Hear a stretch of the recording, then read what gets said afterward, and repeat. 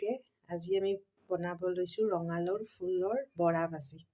তাৰ কাৰণে লৈছোঁ ৰঙালাওৰ ফুলখিনি মই কাটি লৈছোঁ সৰু সৰুকৈ, ভোট জলকীয়া অকণমান, পিঁয়াজ এটা, নিমখ অকণমান সোৱাদ অনুযায়ী, আৰু বেচন, লগতে মই অকণমান ইয়াত চুজি দি দিম, মানে কি কুৰকুৰা টাইপ হ'বৰ কাৰণে এইখিনিমান চুজি দি দিম।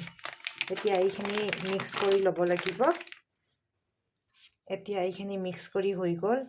এতিয়া মই কেৰাহী গৰম কৰি তেলত ফ্ৰাই কৰি ল'ম পকোৰা নিচিনাকৈ। কেৰাহীত তেল গৰম হৈ গ'ল। এতিয়া ইয়াত এইখিনি ভাজিম।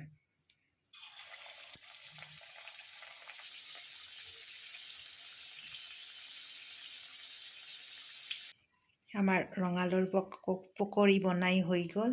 এতিয়া গৰমে গৰম ভাতৰ লগত পৰিৱেশন কৰিলেই হ'ল। ধন্যবাদ। যদি ভিডিঅ'টো চাই ভাল লাগিছে তেতিয়াহ'লে লাইক কমেণ্ট কৰিব প্লিজ। Thank U.